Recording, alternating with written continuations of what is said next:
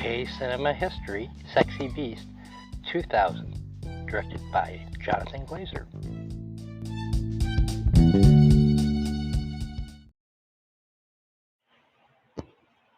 Bloody hell.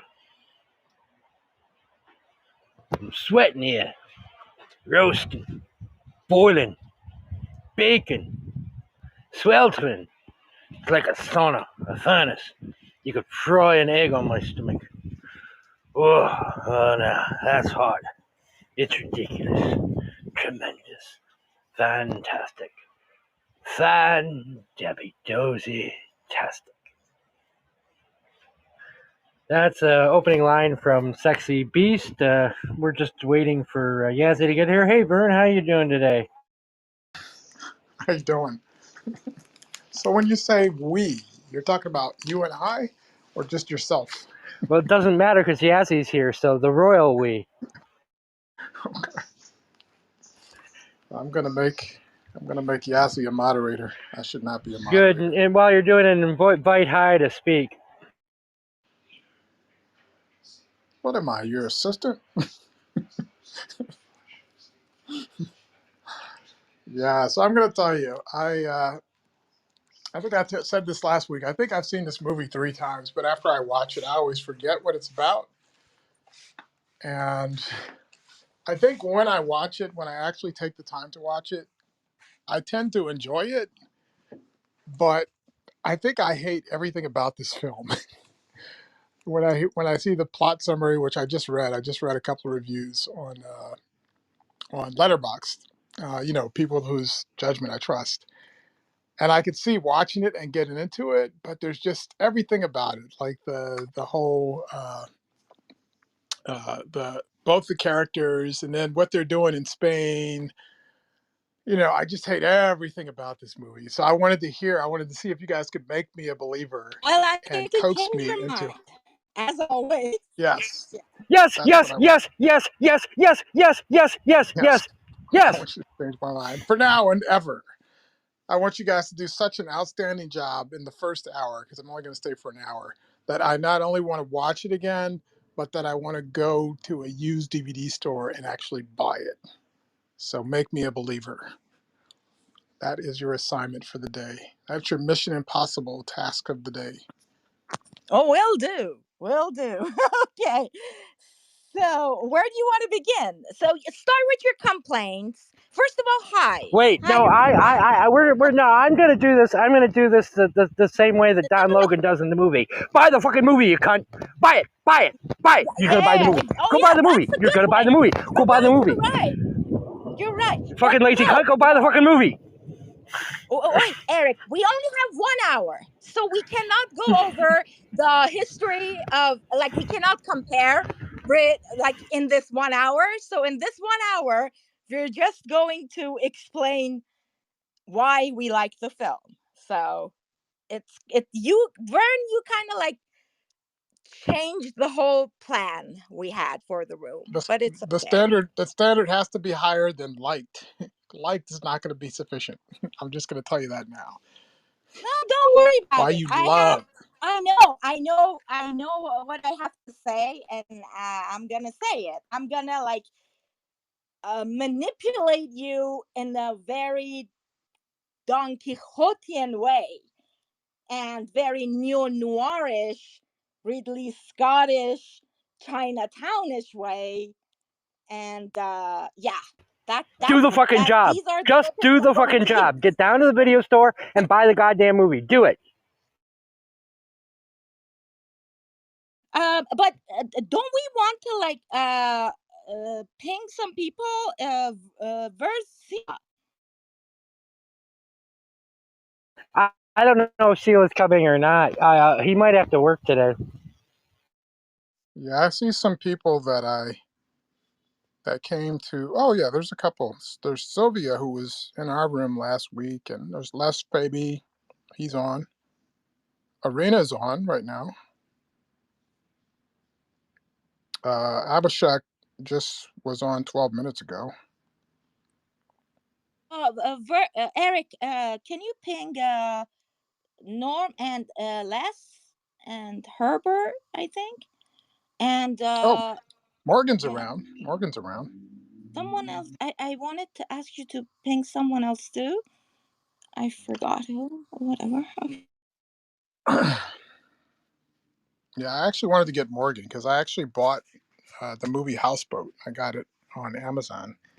And I always want to watch that movie because he lives in a houseboat. So if he comes around, if you see him around, tell him I have the movie. He's going to have to watch it. We're going to have to watch Houseboat together. It's one of my favorite Cary Grant movies. One of my favorite Sophia Loren movies, too.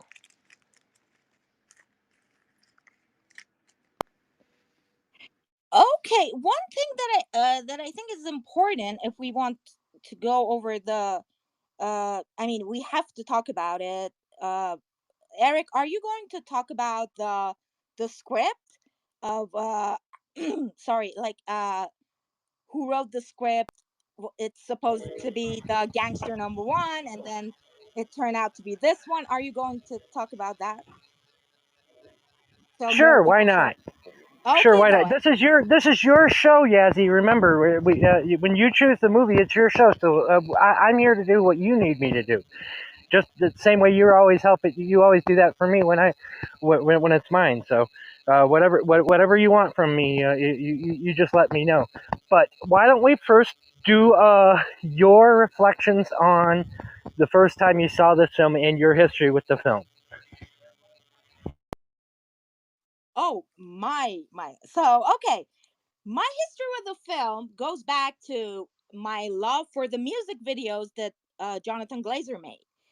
I love his character driven videos for Radiohead, for Massive Attack, especially the Karma Coma for Massive Attack. They're so influenced by Kubrick and his the knowledge of rhythm and pace and all that he brings to his filmmaking.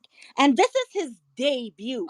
Like, this is the first feature film this guy made, and just look at it, that how visually stunning it is. And it's 88 minutes, and in 88 minutes he creates one of the best villains in the history of cinema, that brought Ben Kingsley, which is mostly famous for his historic, like, Gandhi, Schindler's List, Isaac role, as this maniacal, this terrifying, bald. I mean, just look at him and look at his silhouette. This guy is a dick outside and inside. Like, with his head, you just looking at him, and brought him his Oscar nom.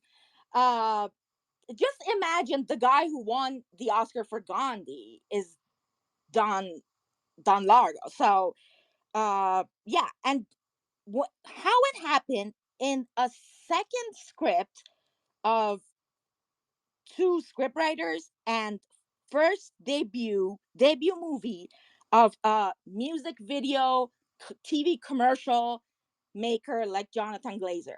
And how I came across Johnathan Glazer was that uh there was this box set, Vern, interesting for you, these box sets in, like, from Palm, I think, that they released a few music videos from Michel Gondry, Spike Jones, and who else? Johnathan Glazer, and yeah, oh, Fincher.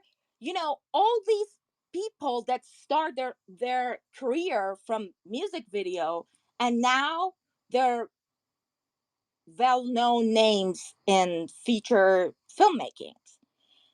And yeah, so I s- like I I tried to, and what was interesting was that I saw Johnathan Glazer didn't make a lot of films. He only made 4 movies that I've seen, 2 of them only, Under the Skin and Sexy Beast. So yeah, this is my story with Glazer for now. That's a good backstory. I saw it originally in 2000, and at the time I was a fan of an Ian McShane show that they used to show on my local PBS channel called Lovejoy, and so I saw it for Ian McShane, who is in the movie for all of 7 minutes, and yet I think it dominates the film. But uh, I think to go into why this film works for me, you do kind of have to go into the history of the English crime film, and because this film is kind of the anti-English crime film because it's playing on those tropes going back to Brighton Rock back in 1948, which with the Richard Attenborough uh, character created by Graham Greene, which you know, and uh, Don Logan, the Ben Kingsley character, is honestly a complete and total inversion of the typical masculine hero. He would have been the hero of most of these films, and the actual casting I thought of Ben Kingsley was an inversion in itself because Ray Winston, who may not be known to American audiences as much, he was Mr. French in Martin Scorsese's The Departed over here, but we'll see him again when we cover Quadrophenia and when we cover Know My Mouth, uh, which he plays the drunk father. He is actually traditionally the guy who plays the Don Logan roles in these type of movies, and having him kind of be Richard Burton to the Peter O'Toole of of the Don Logan character, I thought was a great inversion. But to go to one of Vern's points, this is the third time I've seen the film. I keep forgetting he dies an hour into this film, and that there's another hour afterwards. And um, I wanted to say something to let Vern in because yeah, I've seen Under the Skin too, and the only thing I remember about that was something about aliens and Scarlett Johansson naked.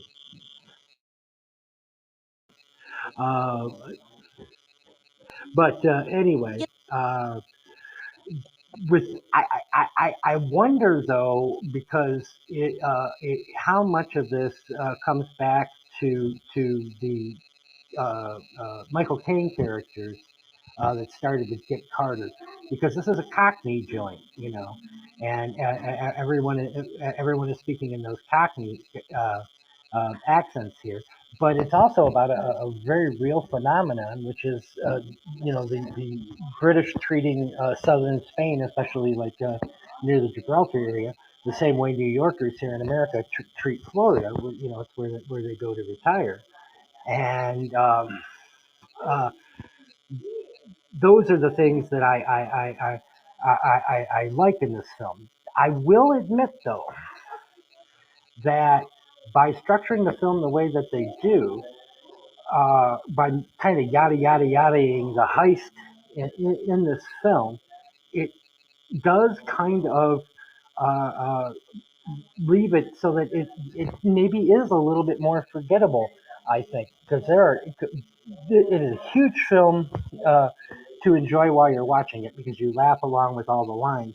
But I have to admit that maybe the reason why it doesn't have like the cult status of, you know, say Lock, Stock, and Two Smoking Barrels or films like that of that age is the lack of that central heist scene, because, you know, quite honestly, that's really just the MacGuffin so that you can enjoy these great lines. But what great lines! And most of them I can't repeat here because it would become X-rated very, very, very soon. But I mean, but and, and this character that they created, this Don Logan character, which um, none of this was improvisation. But in terms of his interpretation of it, Kingsley says he based it on his maternal grandmother, who was kind of a fascist figure and a racist and just not obviously not somebody that he enjoyed. But I've been in a relationship with a narcissistic personality, and so and that scene where Logan just wakes everyone up to start screaming at them really spoke to me because I've been through that and I've dealt with those types of people before. And this film really gets that right. And the dialogue in this film, it reminds me a lot of later Pinter. You know, when Pinter was finally allowed to swear in his plays. You know, and that is an acquired taste, I guess. But you know, but you know, the little repeated phrase phrases that go through this. You know. So one second. So now that you mentioned the grandmother, let me tell something right now, and it's that just imagine how like the irony, because I think that this whole movie is have this con like contrast, juxtaposing nature to it, and like we're gonna talk about it later. But the thing that you mentioned, the character is based on Ben Kingsley's real grandmother. Just imagine like the contrast and the nature of a figure, this toxic masculine figure, is based on a real female character. So, I mean, Ben Kingsley channeled a real female figure in his life to create this masculine figure that gets kind of insecure, that he can't even look a goat in his eyes because he feels like his masculinity has been threatened. So, hi, Rolf. Hi, Adam. So, Rolf, what are you gonna add to the conversation? Nothing much. I love this movie. It was a real surprise to just randomly watch it with no preconceptions. I had no idea what it was going to be about, and it was just amazing. I'm a fan of Ray Winstone as well. I worked on a film with him in it called Tracker. I was visual effects supervisor on it, and it was shot in New Zealand. A small Great movie. Great. You independent. worked on that movie? That was a great movie. I did. I worked on it remotely, helping supervise the visual effects. There are a few small visual effects, like some matte shots, you know, ships in the distance, faking out some of the dock scenes, the fall down the. Well, I don't want to spoil the movie, but there are various shots, and the whale scene in the cave, and all that. But yeah, there was quite a few shots that had to be needed some effects and matte shots. But yeah, Ray's great, and he's from Essex, where I'm from. I grew up in Essex near London, so the Cockney accent is very familiar to me. My mum was from Dagenham in the East End of London, and obviously the standout performance was Ben Kingsley's Well, character. what'd you think of them reversing the roles? Because of course, Ray Winston was originally the person that was supposed to play Don, Oh, I and didn't know. Interesting. yeah, well, and wouldn't you, common sense, think that Yeah, would be more of a Ray Winston role? You know, absolutely. given his, you know, yeah, ever since Scum, Yeah, really, yeah. that he's been playing those parts. Yeah, no, it's genius. I think Ben Kingsley was just incredible. It's one of the most unique and amazing performances I've ever seen. And me and the wife have quoted it ever since. You know, we keep quoting him. You know, no, no, no, no, no, no, no, no. It was just amazing. Anyway, yeah, love that film. Well, but the thing is, that malprorisms that they wrote, because none of this was improv. Right. This is all written ahead Yeah. of time, Yeah. and so all of this is written dialogue, Hmm. Hmm. So this isn't like Lock, Stock, and Two Smoking Barrels, where they Right. just kind of filmed for hours and hours and hours, and just kept what they thought was Right. funny, I have your you know. answer, Eric. I have your answer. This is the brilliance actually of the script. And I think that High is gonna like that too because he's like a script writer. You know, we don't get the backstory of these people. We trust that Gal used to be in like criminal life. What Glazer uses to his benefit is our knowledge of career past of this actor. The actor has been in Tim Roth movie, in Neil to Mouth, Gary Oldman's movie, and like all the movies that you guys mentioned. You know, he uses. Yes, I said it's the movie of contrast. It's the movie of reversing everything that we're going to talk about later. But just look at how Glazer uses this to his benefit to reshape this character without telling much, only in 88 minutes, because we trust this actor based on his past career.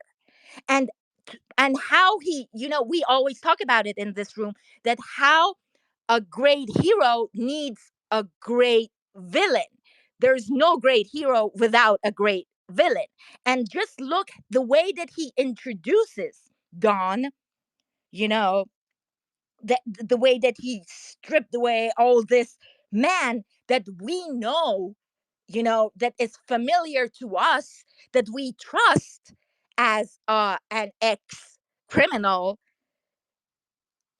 Glazer introduces Don in a way that he, even his name, strips down the machismo and this bravado and this criminal life and so-called, like, this past possible violent character that Gal's supposed to be. So this is I think that's the brilliance of the script that's been tell in I mean the movie that needs to be tell in 88 minutes, and it works well in the pace and in timing and storytelling. So Hi, please go ahead, tell us what you think. Thank you. Now, I love this movie.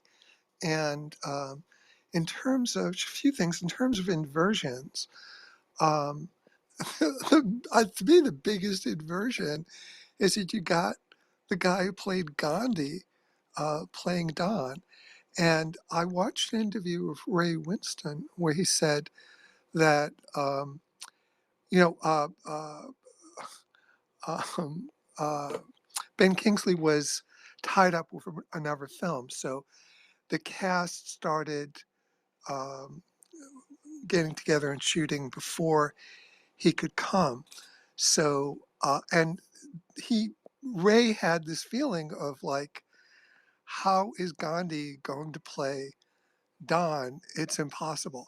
And Ray said, I'm an actor. So if anyone should believe that it was doable, I should. But even I thought didn't couldn't conceive of how Gandhi could play Don. And then and he said, in retrospect, of course, um, it was totally doable because he's a genius, which is correct.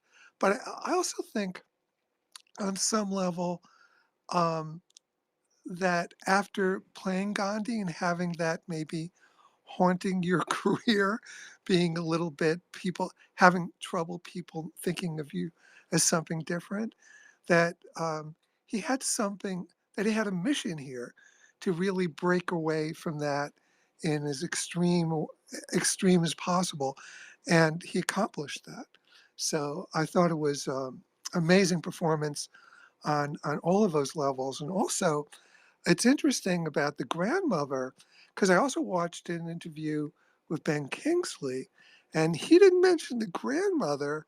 What he said in the interview I saw was that he thought of Don as having an abused childhood, and that Don spent the rest of his adult life screaming in response to that abused childhood. And he said that's what gave him an emotional connection to the character. And And that's, that great line, I won't let you be happy. Why should I? From the script, yeah. says that without telling. You don't need a flashback. You're like, oh, he had an abused childhood. And don't It's right there. forget It's right also, there. don't forget also when he gets in trouble on the plane, and then the cops haul him in to ask him what's going on. He says that he was sexually molested on the plane. So, I mean, where did that come from? Um, that's an odd detail to just make up on the They spot. touch the front of my bottom. It's another great line. They touch the front of my bottom. My front bottom, yeah. So Yeah. there's a lot of really interesting things going on. A lot of inversions and paradoxes going on Well, Ian with McShane is an the openly Don's narrative. homosexual crime lord. There's an inversion. Yeah, there's I have all a the lot of first. inversions. Well, let me just add. This is the last thing I No, wanted to say. please, please take your time. In terms of the director Johnathan Glazer, that the fact this was his first feature, Ben Kingsley said, it can be really beautiful watching a child take his first steps. And he said, without any negative aspersions, that in a sense, that's what it was like working on this set, because everything was new to Johnathan Glazer. He'd never done a feature before, so it wasn't like Kingsley said. It wasn't like, oh, I've done this. I know this works. No, everything was uh, um, an exciting adventure. Every choice was an exciting adventure, and the there's an organic quality to the film which is rare, and I think part of that is just this constant sense of discovery and openness. It's a really beautiful piece of work. That's all I wanted to say. Yeah, Yeah, I just wanted, exactly. Like, oh, go ahead, go ahead. yeah, I just wanted to interject before we move on. You move on to Adam. One of my favorite films that has Ben Kingsley's complete range in it is this Roman Polanski's Death and the Maiden. Like, if you watch that film, you get the full spectrum of what he's capable of. So I'd recommend that to anybody. Hi, Adam. Hello. Sorry, I'm in the car. It might be a little loud. Wow, yeah. Hi, and Vern just actually took the two of the main points I was going to make. Jonathan Glazer's first film, it really, really something. And exactly, I was thinking this performance and Death of the Maiden, which is criminally underrated. One of my favorite Polanski films. A lot of people haven't seen it. It's great. Sigourney Weaver is especially good. Um, yeah, you do get the range from Ben Kingsley in that.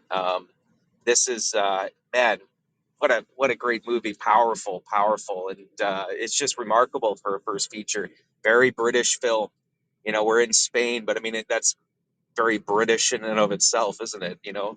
Uh, desperately trying to adapts to a sun-kissed environment. It's Kingsley comes in fish out of water to a guy who ultimately can't can't handle the sun. It's great. And British crimes. There's something about British crime stuff that gangsterdom and dialogue that is unique, and I don't know. It just has it's like listening to Australian punk music. It just works. Um, yeah, and I mean Glazer is fantastic. He reminds me in a way of um, Todd Field. Um, very selective.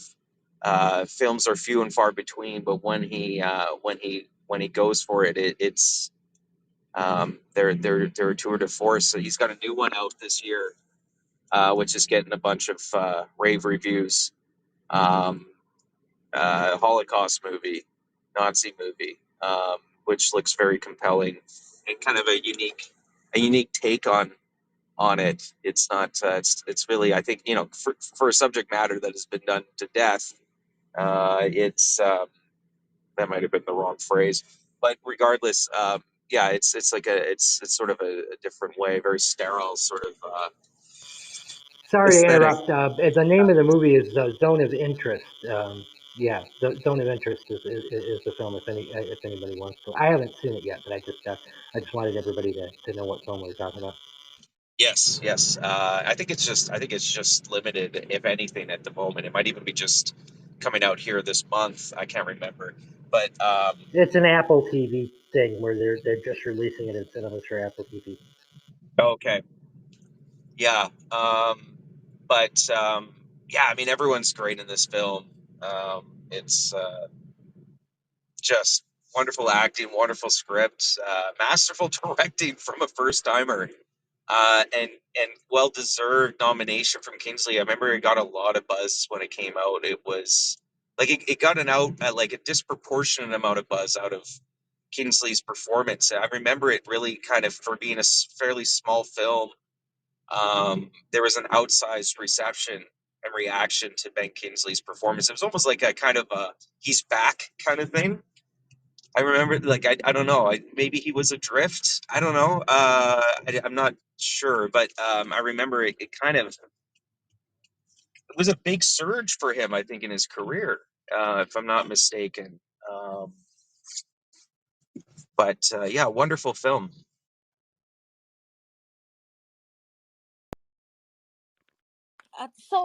If we're Vern, if you're staying, and if because we brought up a lot of things that I think it's so interesting to talk about right now. We've got Uh, 25 more minutes. Vern promised. yeah, Vern, come on, give us more time. So you talked about Adam talked about it, Rolf talked about it, the British crime movies. So I think we can talk about that a little bit right now, since everyone brought it up. The this the difference between the American crime, American kind of gangster subgenre or genre, and British. Something that we also see here, I think it's so fascinating, is that in American crime movies, even during the 30s, that the, they're kind of glorified that lifestyle. There's a kind of glamour to it. But in contrast to that, in British crimes, like, since even if we're talking about Michael Caine movies, or like we're talking about Get Carter, Layer Cake, Italian Job, like, to this polarizing Guy Ritchie movies like Snatch, Rock and Laura, Gentlemen, there is this uh underground kind of crime style there. There is no glamour to it. And I think just because we talked about it before in this room, it goes sort of like that kitchen sink drama of British movies that talks about that, the working class. So their crime movies also kind of play on that role of the working class, sort of. There's no glorifying aspect to this crime genre. What do you guys think?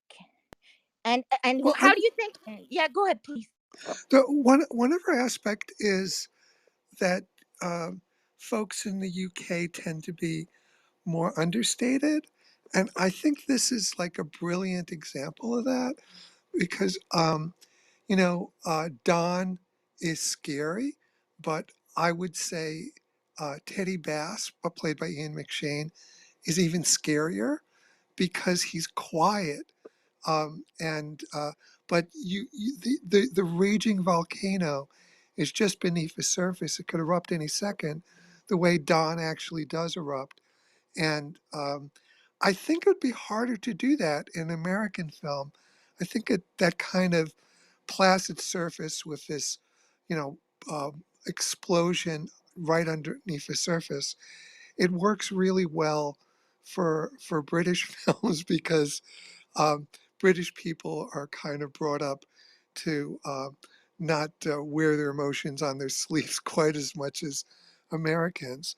Um, and the thing that I think of in this film most of all is just that explosive force of that rage and violence and just energy that could go off at any moment.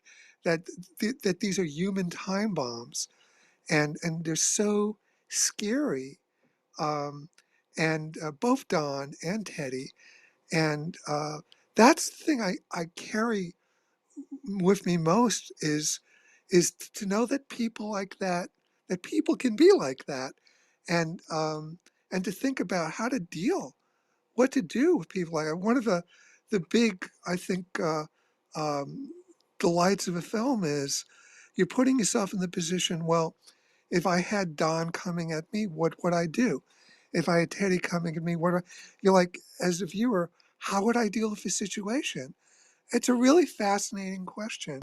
So, yeah, I think that Don't there's lie and say that he called you from Heathrow. That would be that's the lesson I learned. Yeah, Vern, what? yeah. I think I'm starting to get my finger on actually what it is that kind of repulses me about this film. And like I said, every time I watch it, it's an ironically enjoyable experience as a film. But the way that you're describing it reminds me a lot of like watching Deliverance, where you see that film and you're just captivated by all the performances and the way the movie fits together, but you're also kind of disgusted by all the elements and how it all fits together. Well, we'll get back to that, but John I Berman Deliverance? wanted Randy to have something because Yeah, Randy yeah. joined us a One little second, late. one second. John Berman Deliverance? Yeah, yeah. All right, Plus, I'm I'm a going to West. come in. Go ahead, Can Yeah, I Randy. say Randy, something? go ahead, please. All right. I love this movie. I love the genre of British gangster movies, and I'm not going to say I'm an expert on them, but I've seen a lot, and this is definitely top 3 or top 4, like The Holy Grail is The Long Good Friday. This movie and the next 2 these are my choices. I love a movie called Gangster Number 1. If anyone knows that great British gangster movie, and The Limey, which is directed. I call it. Same writers as Sexy Beast for Gangster Number One, by the way. Oh, really? Yeah, Good to and know. This to was answer, actually sorry supposed to to be interrupt you. Gangster Number One. That Exactly. Yeah. great. So very good tie Yeah, in here, getting Randy. back to Sexy Beast. Look, it's the overall cast. I mean, wow. People have talked about Teddy Bass and Don, but really, it's Ray Winstone's movie. Come on. I mean, he's 50% of the movie. He's so great. I think his name is Gal in the movie. Was it Gal? Yeah, it was short for Gary. Yeah. I mean, to me, this is one of his best movies, and he is, I'm going to repeat a cliche. He's the De Niro of British gangster movies, and this is his, Goodfellas, his finest moment. In my opinion, I mean, I love a lot of movies he did. Uh, yeah, it's the change in location that's also cool. One of the things about British gangster movies, yes, you realize that the UK is part of a bigger syndicate, and that seems that at least you're aware of a multi-country. It starts in one place and ends in another. Another thing is that British gangster movies are less family oriented than the USA ones, and it's like that here. There doesn't seem to be any kids. It seems like none of these characters have kids. So it's a great movie. I'm happy to just participate, but those are some 2 cents off the top of my head. Thank you. Thank you. So That's that thing, great. yeah, that thing that Eric was talking about, and High, we can tie them together. High says this explosive anger in every dialogue in this film. That this is deliberate. This because the two script writers of the film, they had the gangster number one, and they kind of robbed that movie from them. They kind of took away everything, and later in their interviews they mentioned that they're kind of bastard their script, so they decided to write in their second attempt for a script. They wrote Sexy Beast, and they're kind of add all their anger. They can channel all their anger, and utilize their fury into the dialogues of and into the language of this film. And I think now that we talked about that, I think we kind of have to mention the use of cunt in this film. That is, I mean, the difference between British movies and American movies. Second most ever in any film. Second most ever in any film. Number Yeah, one was second most also ever. Ray Winston movie, Nil by Mouth. Number one was that. But I'm going to say the C word that rhymes with punt because of my gender. But And I must say, I kind of also like it. Americans never say it right. It never sounds right when Americans say it. When I hear an You know Australian or a why? Brit It's say it, cultural. it sounds fine. But when an American In says it, England, it it's sounds like saying awful. asshole. It's Yeah. really not a big deal. It's like calling somebody an ass in England. No, I They think call men because and women. because when you use it a lot, No, it it's actually a kind of bit take harder away than the that, to be honest. stigma. It kind of take away the stigma of the word. You know And what? I think that's a good way. You're a very That's good. smart, lovely cunt. Okay. No, I take it. I take it with proud, actually. Yeah. You haven't been here before, but we kind of take everything with pride here. And Good. kind of like we invert. Just like this movie, we kind of like to invert all the tropes and the classic bits. So It's okay. that I love that's this it. movie. I love this movie. Yeah. I heard they're doing a prequel, right? Aren't they doing some kind of a prequel TV show? Or This has is what. anyone heard that rumor Yeah, that there's this a is what prequel thing going happens. on? Young? This is what Yeah, that's on happens Netflix. with this new Oh, it's generation. on Netflix? It's supposed to be on Netflix. A Oh, new I thought it was filmmaker running. watches this and thinks like, "Oh, what a great idea! Let's see what's gonna happen to these people after that." So why?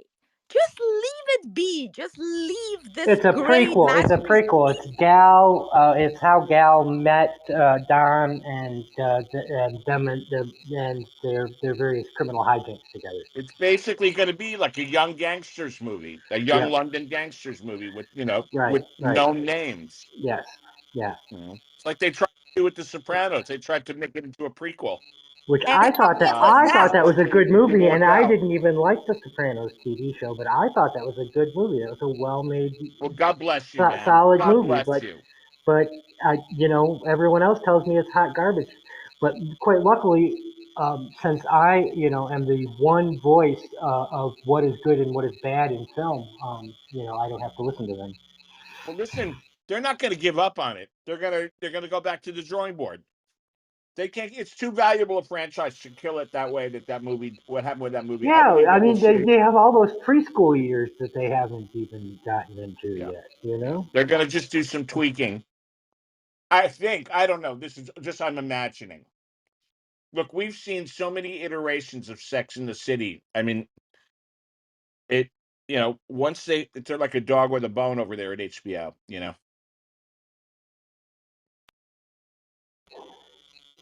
Getting back to Ray The prequel Winstone, was because I think he's a very underrated actor, and we are going to do we're going to see him twice more here because we're going to discuss Quadrophenia, which was his first film, where he played the good rocker, and we are going to also discuss Nil by Mouth, where he played which was directed by Gary Oldman, and he played the alcoholic father, but a film that we're not going to discuss here because it's not quite good enough really to make other people watch, but he is so good in, is the one he got his career start in, which was Scum, which started out as a play and then became a TV,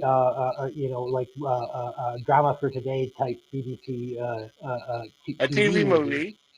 And then he was in the film version of. Yeah, and it's so an amazing thing.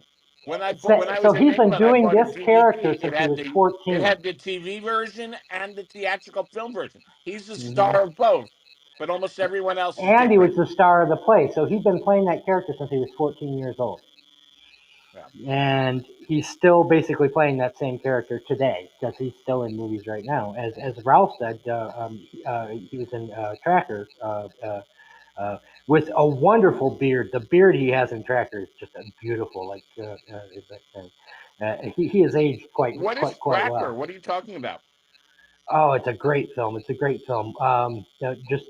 Google it because we got to stay with Sexy Beast. And this is yeah. I'll wrap up my Ray Winstone conversation with a few other things since you mentioned them. There's a 4-part miniseries from the UK called I think it was like Birth, School, Marriage, Death, something like that. I forgot the exact thing, but he played a gangster in that. He's good in that. In The Departed, he played a gangster, the Scorsese movie with Matt Damon and you know what I'm talking about. He played Mr. French. He played Mr. French. Mr. French. Let's keep going through its other major parts, and I'm going to wrap up. I swear to God. Yeah, Nil by Mouth. I'm surprised you picked that.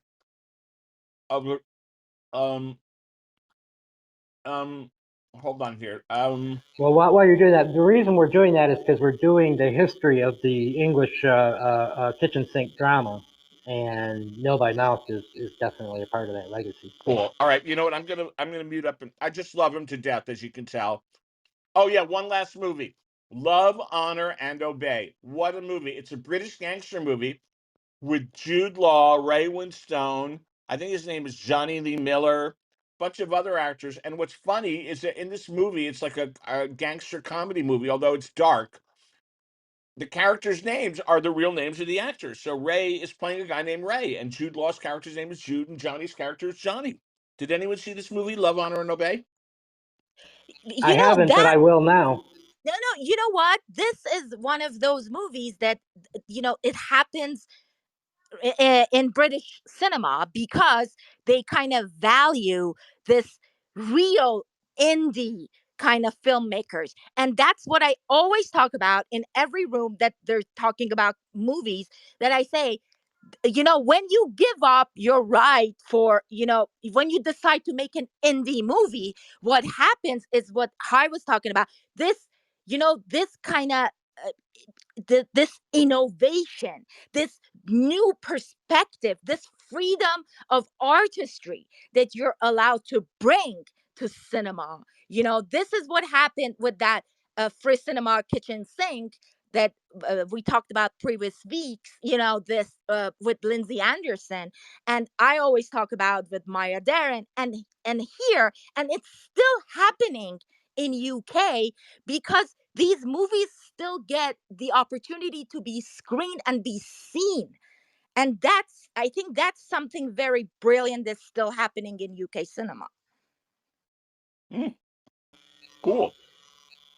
Well, and they have channel 4, and they have lottery money, and they have all sorts of things that we don't have in the United States because we have a thriving film industry. Right. Where in the UK, Francois Truffaut once said, and he wasn't wrong, that the English film industry was a contradiction in terms, what we would call an oxymoron, because they just don't have one right now. but you get a lot more of these independent films getting wider distribution and what have you, because they have these basically the lottery and government subsidized program, BFI, and things like that, that we don't have, nor do we need, because of course we have Hollywood here. And so I'm not going to say better or worse, different. And different it is in itself, going to give you more variety. So whether Vern likes this film or not, I'm sure Vern likes the fact that films like this are being made. You know, if it's not this particular film, as opposed to like the film that we discussed last week, Oppenheimer, which honestly we weren't all that thrilled about, and I think, and I would like to apologize for last week's episode, because I think that was a bad idea for me to do a film that I didn't like. I had this idea that I'd be like a John Simon or a Pauline Kael or something like that, and it just sounded bitchy to me when I was listening to the replay. So we're not going to do that anymore. From now on, we put Uh, out if we put a film up here, it's one we like. It's something that we would recommend. Rolf mentioned the movie in chat. Meantime, what's that? Rolf? Yeah, I've heard of it. In the meantime, it sounds familiar, but I have not seen it. I cannot claim. I'm not holding back anything. I don't know Me it. too.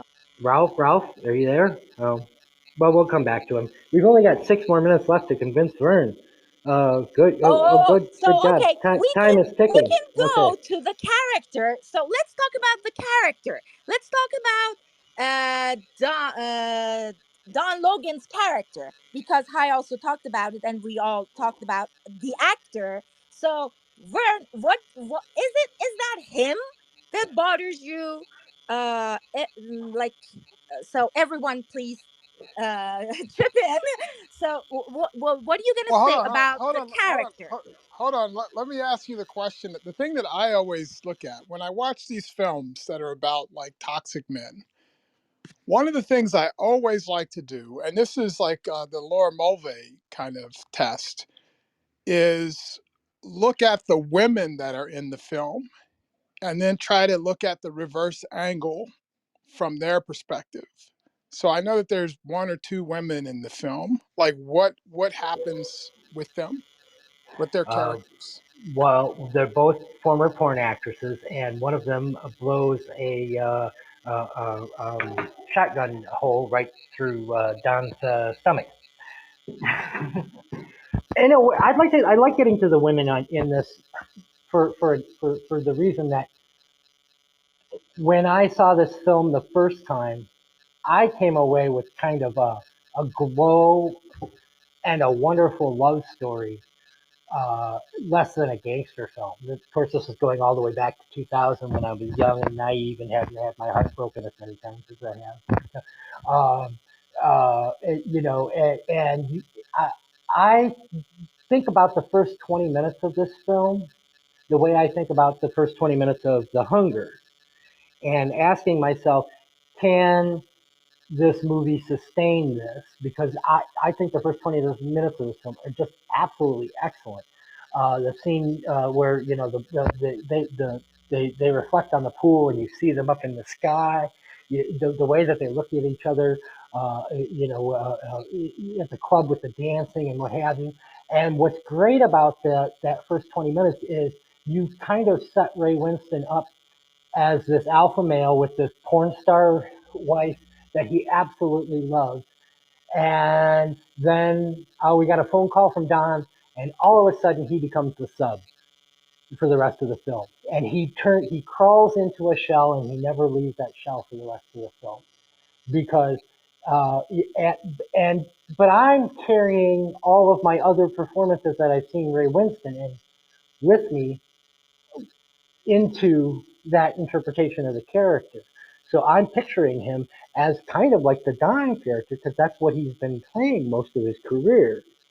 And then suddenly, on a snap, Don called, and he starts stuttering, and from then on, and really, his wife becomes the more dominant character of the two.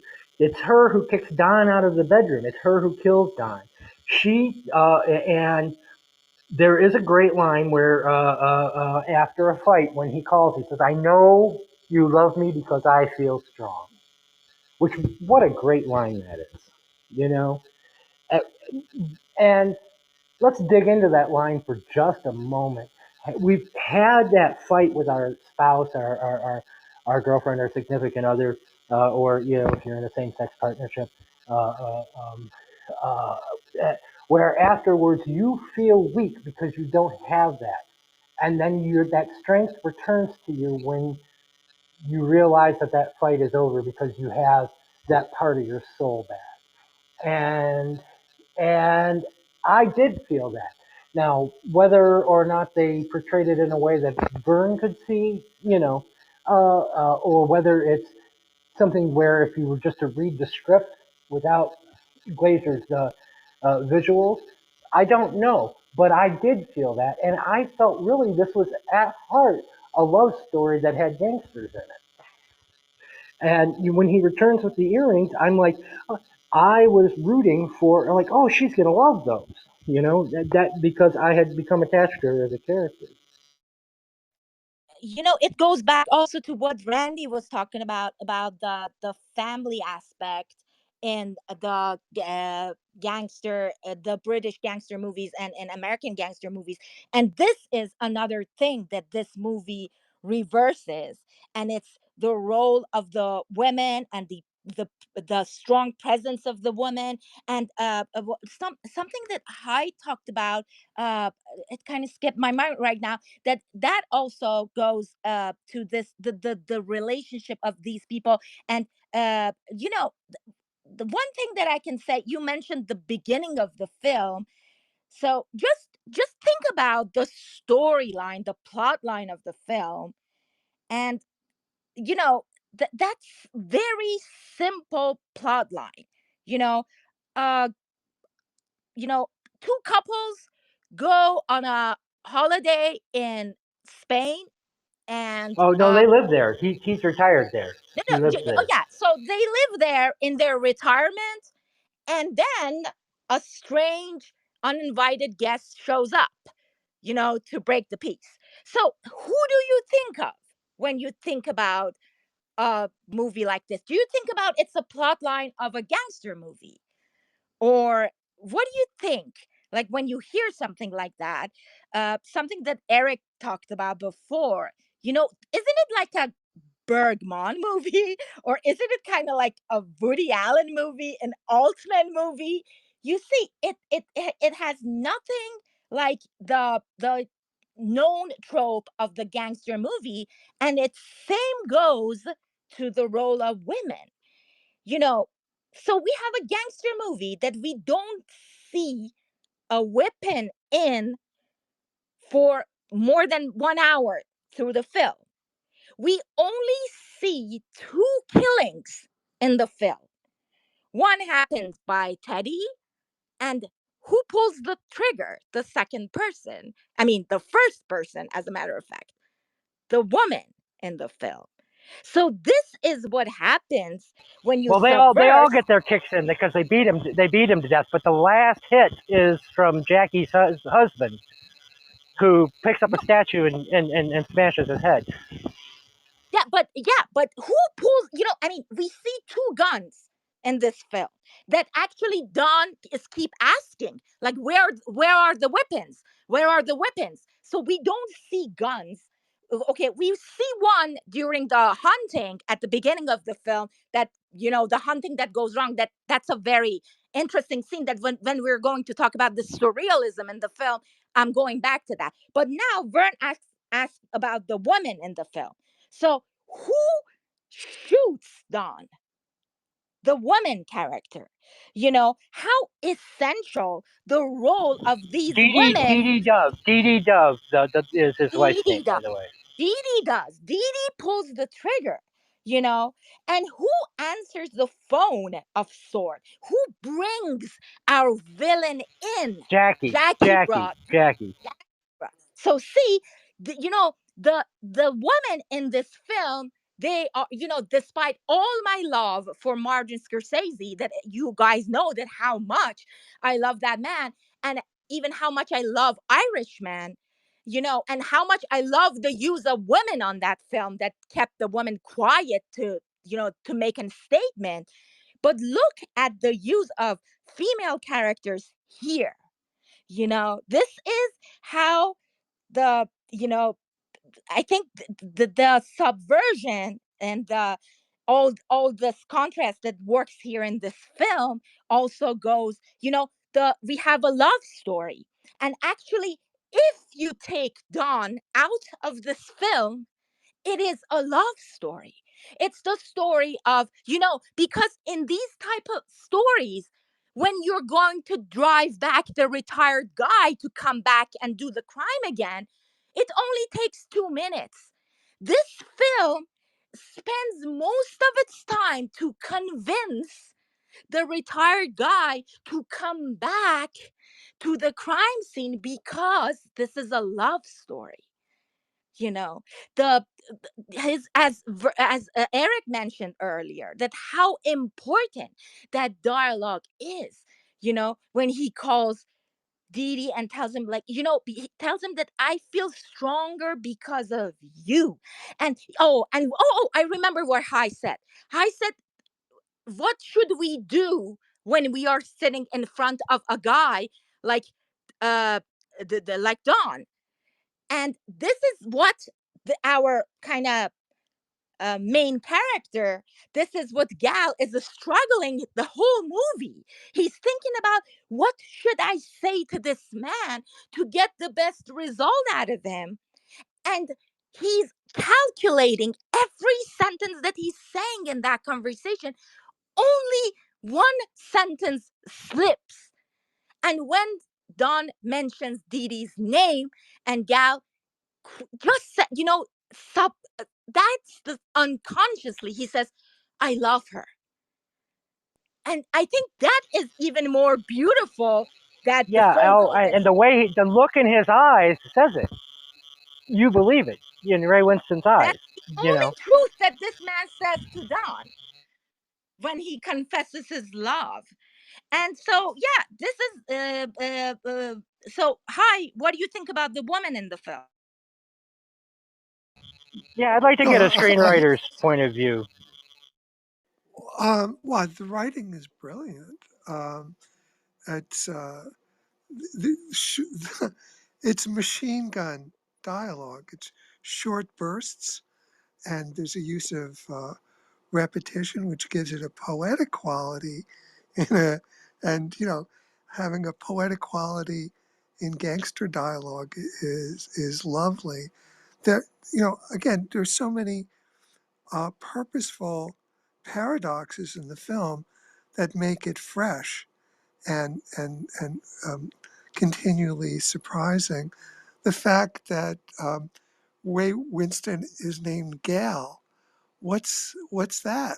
I mean, why why does he have the name of why That's does he have actually a woman normal. as a It's name? just normal from that part of the world. It's just a Okay, shortened gal. In fact, it's kind of almost not a proper L. It's like halfway between an L and an R. Yeah, it's uh, short for It's Gary just for some gal. reason. It's just short for Pardon? Gary. It's not, and Gary's a Yeah, short name. it Why do you is. need to shorten it? I don't understand. But exactly. Because you Yeah, got to that's just the shorten way they everything. are. You I got to still shorten Johnny to John. But You I got to think to shorten High's everything. point, they chose Gal as a name for this yeah. because it It's says just common. something without having to tell you anything about what his experience was like with the gang. Well, like what? That's the nickname that they chose. I do Yeah, Well, the think there was hard an part. ironic. that everybody calls him by that nickname. I think it was an ironic choice, and also that his last name is Dove, Gal Dove. It's like, you The know, it's dove like is definitely if you wanted to ironic. give him somebody a name that's the polar opposite of a gangster, Gal Dove would Well, be that. how about Teddy Bass's character, who is not only a homosexual, but he is not the one giving it to Edward Fox. Edward Fox is giving it to him, and yet he's probably the toughest gangster in this whole film. And and yet he is the non-dominant part of the one sexual coupling that we see in this, at the orgy. You see that shot of him waiting for Edward Fox to, well, do what he's going to do. Exactly.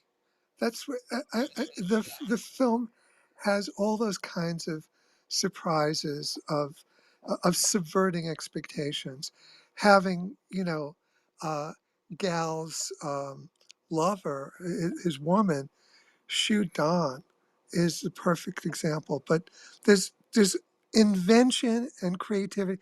This film despises cliches, and it subverts cliches and turns things on its head whenever it can. And that's one of the reasons it's such a great uh, a great work just on the screenplay level. I mean, it's also, the direction was magnificent, but even before it was a directed film, it was a great screenplay. I think one of the things I like about it, though, is that the subverted expectations are not coming from gimmicky choices. It's not doing it for the sake of surprising. It's doing it from an organic understanding of the reality of the material that he's pulling from. And you usually find that real life true stories are always weird and unpredictable. And when writers pull more from the true, well, from reality, those weird things happen because that's much more like real life. And those, what we perceive as subversions, in many cases, they're only subversions because we're so trained and indoctrinated in the Hollywood or the filmic version of reality, which is a sort of cartoon. So these films really appeal to us because you can sense there's something beneath the surface that is the raw essence of what they're pulling from, which grabs you in, right? And that's why these kind of films are so appealing. And What? to that point, Sorry, Ralph, sorry. that's 1 why second, I. because Oh, what Rolf just said, that's coming from Steve Chibnall's film theory of the British gangsters. He categorizes the and he says exactly what Rolf just says. This coming from the truth of the reality of it. That's why it's still so appealing. So sorry, Eric. well, I was going to say, to that point, that's why I picked a film like this. Well, Yassi had wanted to do a Glazer film, but instead of Scum, for instance, to represent the English gangster film, even though Scum is probably much more historically important, or Dick Carter is probably much more historically important, but it's because the subversions in those films are by the numbers subversions. They are the ones that you were expecting all the way through, whereas nothing in this film is expected. Which brings me to something that Yassi and I had talked about in chat beforehand. Let's talk about the surrealist elements in this film, and do they work for it? And I kind of want to go around the room and get everyone else's view, because I haven't made my mind up yet Before we get to whether they work for you. I have a question for everybody, because we talked about the language of the film and you talked about the names picked. So what do you think about the sexy beast? What do you think about the title of the film? Who is the sexy beast? What does it mean? I mean, because if we read the plot, as I said, and we see the title and we see the poster, it doesn't give you any hints about what movie are you going to. Adam left, so but did you know that what you're getting yourself into beforehand? What do you think that sexy beast comes from? And that also continues to the surrealism of the film, I think. Well, it directly comes from the dialogue. When he, one of Don's way of trying to, when he's going on about, you look like Idi Amin, you know what I mean? He says, you used to be a big man, you used to be a sexy beast. And so that's where the line directly comes from. But why it's the title of the film, I have no idea. I think one of the reasons this film didn't do well is because it's kind of a terrible title, quite honestly. So I have an opinion on what the title probably means. And my personal theory is it doesn't mean a whole lot. I think it's humour. I think a lot of British films feel dark and grim on the surface, but underlying it, there's usually a through line of a weird dark humour that Brits have. We love irony and sardonic stuff. And to me, that comment about it used to be a sexy beast. Remember the opening of the movie has this fat, bloated Ray Winston floating in the pool. And to me, the title and that image is the intentional contrast. It's saying, and it's a common joke When the in title comes up, England. what is the shot behind it, Ralph? Do you remember? It, When the title shot I comes up, can't literally remember, it's but a picture. It's my a most picture of his dick. It's a right. tight close up of his dick Right, there you underneath go. a bathing. The bulge Yeah, in his so that's bathing suit. humor right there. That's humor instantly. It's telling you expect some crazy tone to this movie, right? And in England, we often use compliments in a sarcastic way. It's like, "Oh, you sexy beast," and it's meant to be intentionally sarcastic in a lot of cases. So to me, it's the irony of this guy who's in Spain trying to sun himself, getting his tan, trying to be the sexy beast when he's clearly, to most people, this is a bit of a joke. He's past his prime, but he's still trying to live this life as a sexy beast. And that to me is all the title means. It's just an ironic joke, nothing more. That's how I personally perceive it. But if this had a name like Legend or something like that, I think it would have done a lot better at the box office. Whatever we come up with as a title, I just think I and I have as much. I run a room on Clubhouse dedicated to UK cinema, and I can still remember being buying a ticket to Sexy Beast, going, I don't know about the this made about $10 million at the box office, which is uh, basically would pay for Justine Bateman's chauffeur, you know. Right.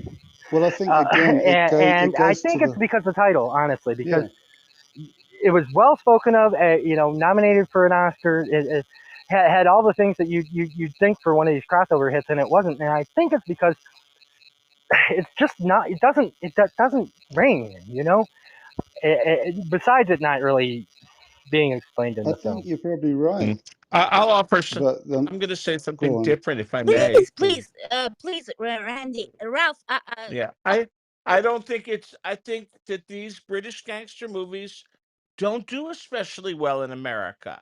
They don't, for whatever reason. Even, I mean, these most Americans don't know the movies we've mentioned today. Gangster Number One. This movie, Sexy Beast, was a smash compared to Gangster Number One, which has almost no profile in the U.S. Or I'm thinking of the. I mean, Nil by Mouth. I'm amazed that you know it because it's not a well-known film here in America.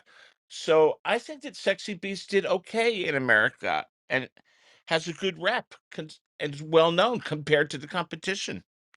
What do you think about that? I think there's something to that. I saw a clip of Bill Hader on Conan O'Brien, and Conan asked him, "What are you watching lately?" And he said, "Sexy Beast."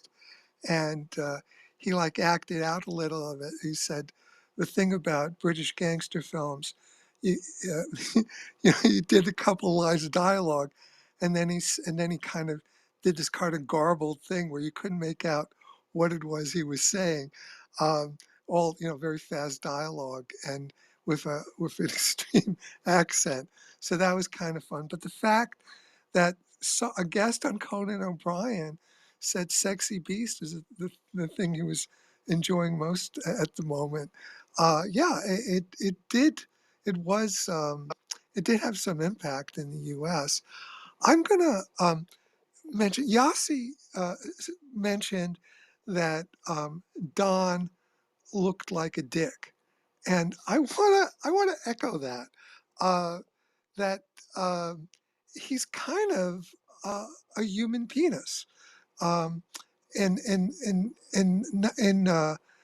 look and in attitude. And there's a scene where he's like bobbing his head forward and to be aggressive, but if you think of it as a penis, it's rather comical. So there's that. And then Teddy is his own kind of, Teddy is a sexual being as well. And they're all beasts. And, again, going back to Ben Kingsley's comment that Don's backstory is that he was sexually abused as a child, and Ian having a sexual history outside of the mainstream. So, I mean, I think there's something there. I also think that I'm going to agree that if it had a different title, it probably would have done better financially, because titles are incredibly important marketing tools. I'm just saying that at the same time, one of the things that the title had for me going for it is I'm watching the movie and I keep asking myself, who is the sexy beast? Who is this? Who is the sexy? Because It's the it's rabbit. all No, right. I'll tell you. I'll Ra- tell you. Just let well, I'm letting you guys like let me just say. finish the thought. Rabbit, yeah, rabbit is a symbol for sex as well. Um, but one of the things that most struck me was after Don was killed. It just in the last moments of the film, it really came home to me. That the most the biggest beast of the film is Teddy. And as terrifying as Don was, Teddy's far more terrifying because he keeps it hidden better. And that was one of the things that made the film so powerful for me, was that realization that the real beast in the film, the uber beast in the film, is Teddy, and the fact that he hides it better makes him all the more terrifying. And Ian McShane was the perfect casting for that. This was before he got cast in what was the film what was the TV show where he said cocksucker every other word? Deadwood. You know. Uh, so, but he had been acting since the 1960s. I was watching Performance the other day. With Mick Jagger and Edward Fox, who's in this. And there he was. I mean, this guy was everywhere. But this, I think, despite it not doing well at the box office, was what really launched him, because it was, of course, right after that you had him and then American Gods, and in what are the John Wick movies? I mean, yeah, and you see him all the time in the made for BBC stuff, like what was the Pillars of the Earth, and I mean, and he was everywhere. Whereas he was kind of a background guy who just had that one TV show, Lovejoy, that, like I said, my local PBS station used to show daily, because it was so unoffensive that it wouldn't offend anybody. It's interesting, but that maybe 5 minutes on screen launched his career after that. Rolf, you wanted to say something before Randy? Sorry, I interrupted you. If you still want to chime in. Oh, yeah, not a big deal. I think I was just going to say something along the lines of, I think the naming of the film goes along with the whole approach. The entire film was just not give a shit about commercial or any of those aspects. It was just, this is it, like it or lump it, as we say in England. And also, to me, once I'd realized what I was watching, I didn't even quite define it as a gangster movie as such. I didn't put it in a genre, and I felt I'm watching a film that doesn't want to be in a genre. It doesn't care about genre. It's just a film. You call it an art movie if you want. If you asked him, he'd probably say, no, it's not an art movie. What is it? It's just a film about a story, and that's it. I don't think it wants any labels, any And it's not couching, a any character framing. study either, because the one thing you Yeah. never walk away from is knowing anything about these characters, right? Yeah, which is fine, but at the same breath, It sort of is, though. I mean, smart writing writes without having to tell you the backstory. If you write it well, you can infer the backstory. Somebody else was saying this earlier. You can infer by their behaviour what they've been through, and that's intriguing. And that's the way real life works. We meet people. We aren't told their backstory. We see their either weird or normal behaviour, and we have to make all sorts of inferences about, well, you probably came from this kind of background or you didn't, and you guess, and that's intriguing. That's the way life works. And I think people appreciate films when they do that. So I think all of these things are what makes it appealing. The fact that you can give a fuck what you think about the title is a part of its appeal. It's just like, I don't care. It's just, it is what it is. Take it or leave it. And I kind of like it for that. Well, You know what I think? before Yassi gives us the answer, I just want to say one more thing about the title, which is that this goes back to what I was saying about Harold Pinter. And this is kind of a Harold Pinter type title, Yeah. which again, I mentioned that I think the dialogue had a lot, was very Pinteresque, you know, especially those later plays when he was allowed to swear, you know, but I think of, you think of the dumbwaiter, the caretaker, you know, and, you watch the caretaker and it has absolutely nothing to do with the caretaker. You know, the word is mentioned three or four times, and they, oh, you want this job? We'll call you a caretaker or something like that. You know, I think that was, and with also those repeated phrases, you know, I know a guy, you know, this bloke, he's a bloke, you know, type of things. I think there was a deliberate callback to Pinter in a way, and and this is something that here in the States, David Mamet kind of adopted, and then also added iambic pentameter to. And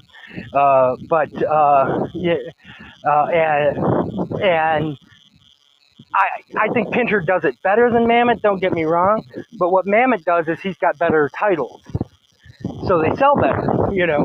Glengarry Glen Ross sounds a lot better than the dumbwaiter. It just does. I think it's funny because I was literally going to talk about the titles for plays, and I do think it's an English thing where the title or the name is meant to be deliberately obscure and you don't know what you're going to get. British advertising does that a lot as well. They'll use tropes or weird things that you don't get at first glance, and they want you to think and try to guess. And even if you don't get the answer, it doesn't matter. It's kind of a thing in England, I think. All right, how were we wrong, Yassi? Give us the answer. We're all on pins and needles. Vern, what did you want to say? No, you go ahead, and then you can call on me after you divulge what the name means. No. Go ahead. What did you want to say? Say it, please.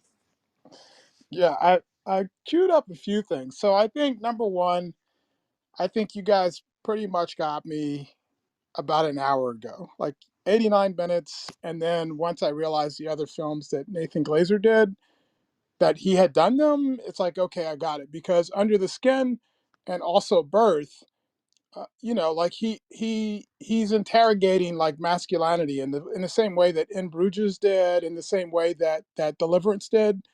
Like it's about toxic masculinity, but it's also inverting and exploring it.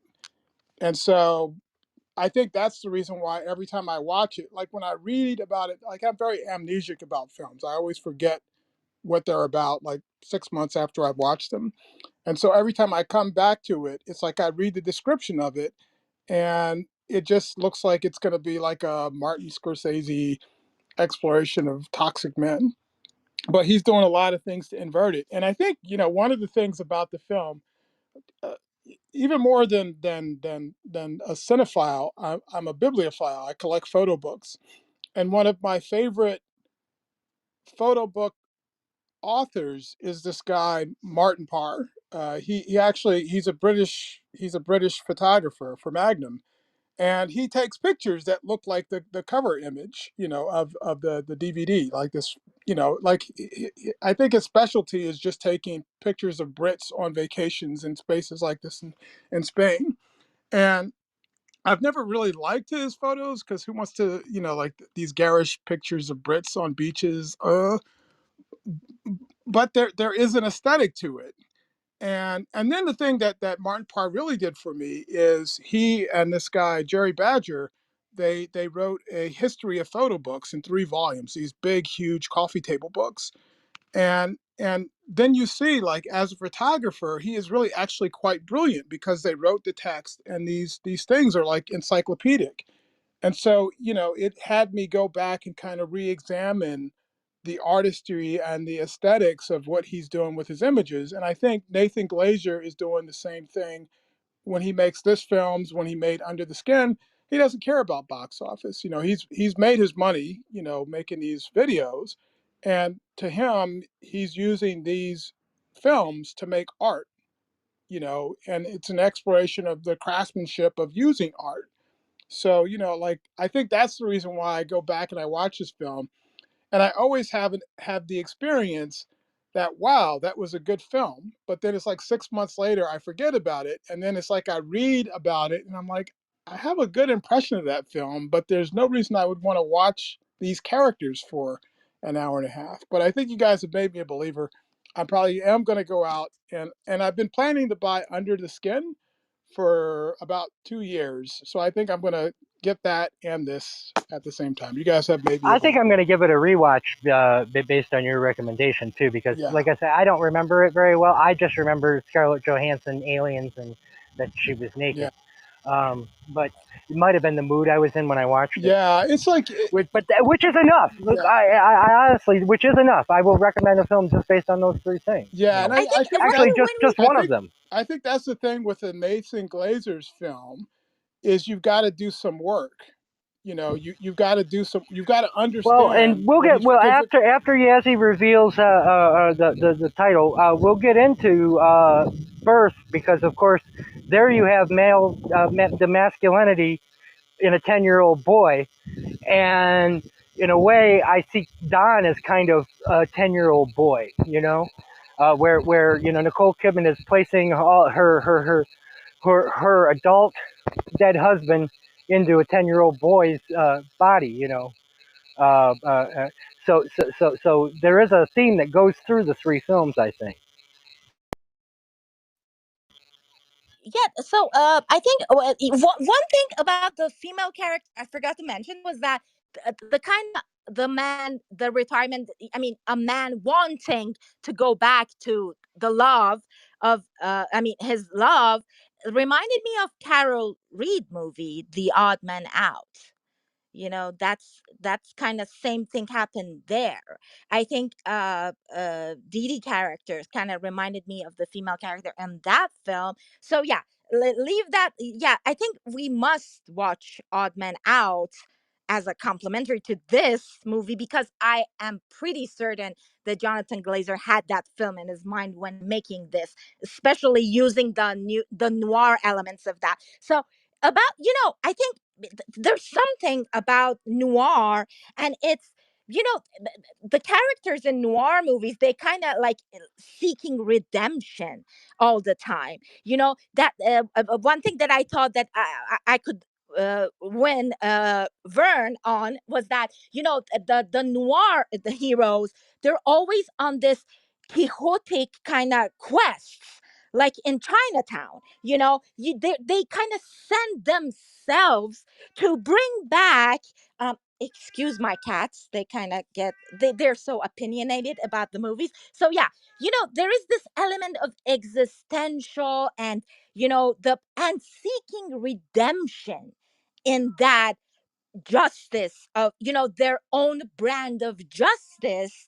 They kind of seek redemption, and that's exactly, I think, if we look at this film as a neo-noir, or like if we want to still put it in the gangster character, I think what happens with our sexy beast is that the beast is kind of his past life. The beast of Gal is, um is his criminal past life. That, the way that movie begins on that bright light of Spain, and we see like his joy and his, his all the good things that he has, so that later we can understand that this woman that he has, this joy that he has, this comfort that he has right now is his sexy, and he's kind of trying to shed or kind of skin it out, that beast of his life, through this redemption. I think that his going back, this is another reversal theme here. He's not going back to the world of crime so that he can make money. He doesn't even get his share, and he knows it. He goes there to protect the life that he has, and we kind of sympathize with that because we see that life that he has. We see his joy of not being masculine. I think that scene with when they go hunting and they couldn't even like hunt a rabbit, which comes back, as a prey that comes back to get the hunter to his Literally, head. literally Chekhov's rabbit. Literally Chekhov's rabbit, Chekhov's gun. So you see, this is what happens. He is a guy, and in line with the British kind of not glamorizing, the genre. He does not want to go back to that life of racketeering and gambling, and no, he wants what he has right now, which is his life of joy and sexy of his he doesn't care if Didi was a porn star. He doesn't care if Didi slept with Don. He doesn't care. He doesn't even hear that. So because he came to this realization of himself, that he needs to let go of that beast, and that beast is keep coming to hunt him, as I said, just like a prey coming back to hunt, you know n- coming back in the form of surrealism, in his dreams, in his subconscious, you know and and you guys keep talking about this, the childish aspect of Don. Of course, you look at Don. What do you see in him? I totally see the movie that we talked about. Come on, the Peter Greenaway movie, The Cook, the Thief. It's Michael Spica. It's exactly what I said. I'm gonna repeat what I said on that room about Spica. I said that guy is like, based on the Freudian theory, he is growth stuck on the second stage. That id that Eric wanted to talk about. This is, what is that guy in come on, help me here, in Blue Velvet. That's him. That's the man child with the narcissism that like is manipulating, is coming back to try to like belittle, and but what happens with the character of Gal is that he's kind of escaped that fate, and he's seeking redemption in this kind of you know in this life. And I think his redemption is the fact that he does not want to see the past. The past is behind him, and even about the past of the people surrounding him, his friends and his love. And that's the beauty of this character, and that's the noirish kind of, liberation. And that goes back to Eric is keep asking about the Teddy character. I think you know openness, open mind in this film is power. The guy that is open to any sexuality, the guy that goes to orgies, the guy that is open to the no code of the crime world, which is homosexuality. This guy is open to everything, so he is on top of the pyramid. You know, this I, opens I, it. I'm gonna interrupt because I've got your Go timer ahead, just went. please. Your timer just went up. First, I wanted to point out that when we discussed the cook to see if the wife and her lovers, that was over in Understanding Movies, which Vern's a very big part of. Which this Saturday, I think it's at 1 o'clock. We'll be doing Angel, the 1937 Ernest Lubitsch film in that room. And if you've got any interest in cinema, those people, we focus over on Britain, whereas that's more international. That's the, everywhere. I highly recommend that room. Vern is very good in there. Dan is very good in there. And we're going to actually, before the end of the year, be doing a joint room with them on the life and death of Colonel Blimp. So look forward to that. That'll not be on a Sunday because of scheduling, but keep an eye out for that. So my plugs are done. So to quote of Mice and Men, Yassi, tell me about the rabbits, because I am convinced that this film would be maybe not better, but the exact same or as good without any of the surrealist elements. Convince me I'm wrong. Just let me finish what I was saying. Yeah, so we have a kind of man like that I said that reminded me of Frank Booth in Blue Velvet and the man child. And we have this kind of man who, that's what I thought that the sexy beast is coming from, is a man getting away from his beast. And why am I saying that? Because even in the opening title and the font that it writes sexy beast, it's kind of that pinkish, that Rolf said that it's kind of irony and satire and humor, and I think it humors the the 90s and the teenage movies that were made during the 90s with the same font, and their name was written on the same font. So this man, this gangster, this previous gangster, this Ray Winston character that we always used to see as this hard, tough guy, now we're just seeing him tanning with like bag of ice on his penis, and so he's trying to shed and like get rid of that. Why?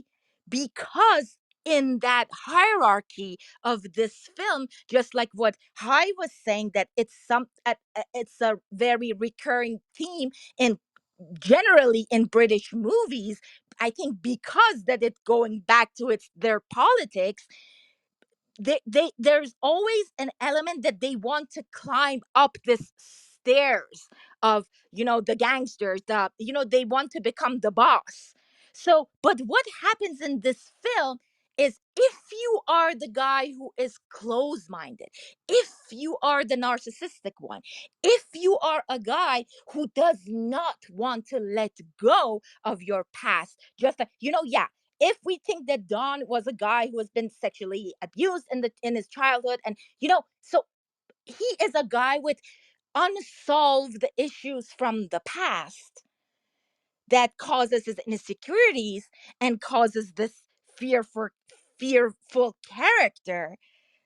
So we see a lot in the 90s kind of gangster movies, in a Tarantino, the Guy Ritchie movies. So but who is the powerful one? Is Teddy, who that doesn't even care about Don, who is going to be powerful in his own life because he decides to take his own fate in his own hand, is going to be Gal, because he doesn't care about the past, and he's like looking forward. And that's something that we normally in the crime movies, we see a heist that goes well, we see, but here that heist is the side thing, because what matters is that subconscious dream, surreal aspect of storytelling, because that's subconscious. And I kind of don't agree with you guys that the characters in this film don't matter, because my takeout from this film are the characters. you know. And how Glazer does that is through wonderful visual storytelling. And we Correction, have I said it's so not a character study because you don't learn anything about the characters. You don't learn anything but about the characters but as you far as get a a plot goes, is lot what I meant. from the characters. Not, yeah, I did not say this doesn't have any characters. No, I mean, why not? Why there are no character studies? We learn about the characters through their behaviors, through their dreams. You know, that amazing sequel, like, you know, this we have this the thing. Sorry, guys, I say this and then I'll pass, and I let you guys chime in. Is that, you know, in the restaurant, we're sitting in the restaurant, so they're going to eat. So we have Gal. Gal is a guy who, at that moment that we are introduced to him, he is the social life, his surroundings, and he's happy and he feels secure until something in his subconscious wakes up, and it's the name of a guy from the past that is so threatening that suddenly Very that much like a town. Robert Mitchum film that we discussed yesterday, Vern? Vern? He's not here. Oh, yeah, he's. Oh, yeah. Okay. So, yeah, they discuss Out of the Past, uh, with Robert Mitchum, and yeah, that.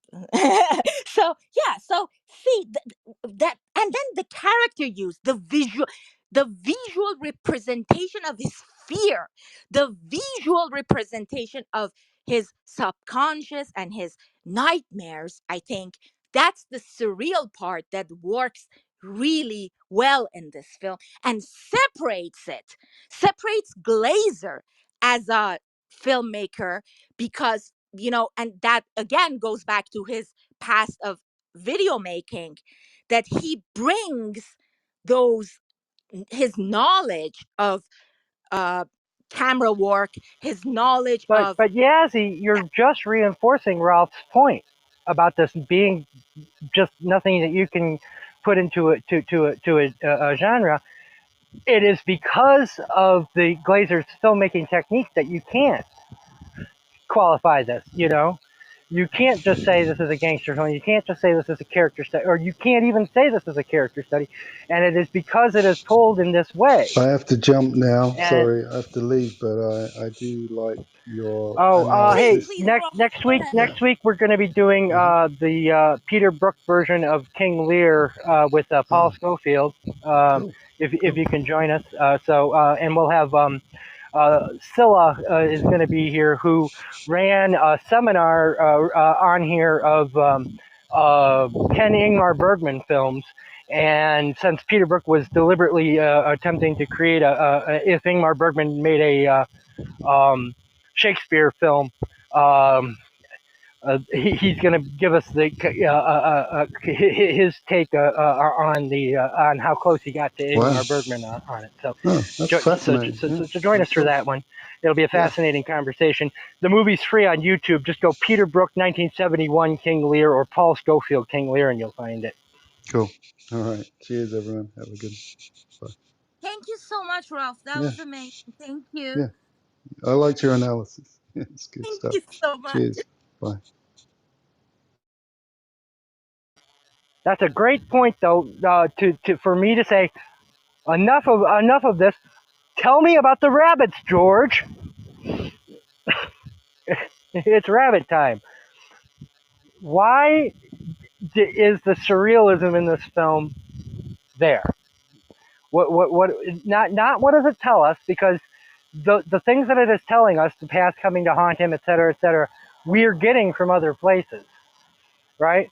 Now, I'm not saying that it makes the film bad, and I like that last joke of the rabbit staring at Ray underneath the pool, and Ray just kind of idly puffing a cigarette at him. I like that last joke, don't get me wrong, but I don't think the film would be any worse without them. If you were to completely remove those elements, I think you'd have the same film and it'd be the same quality. Hi said something earlier about the symbolism of rabbits. Hi helps us here. Oh, I was just saying. I was just saying in terms of sexy beast that a rabbit is symbolic of sex. That's why you've got the Playboy Breeding like bunny. rabbits. Yeah, and that's why it's the mascot of Playboy, and Playboy bunnies. But I think in this context, it's basically if you've done something bad in your past, can you let it go? Or is it going to keep haunting you? Is it going to keep haunting you until it destroys you? I think that's one of the main themes of the film. It's a little like, just when I thought I was out, they pulled me back in. So that's, very much a theme here.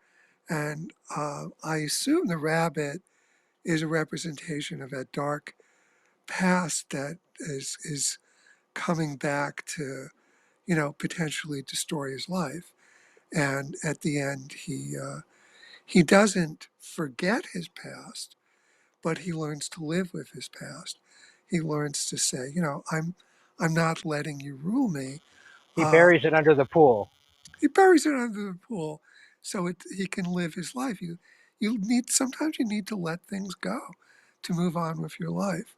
So in a sense, you could see this story as being about someone who has a past um, that he has trouble letting go of. And then after the events, he does manage to let it go so he can go on and live the life of love that has been discussed earlier, to let go of the crime and the violence and have just a loving relationship with his woman. So I think that rabbit is in that context essentially a monster, a beast. A beast that um, that he manages to put behind him.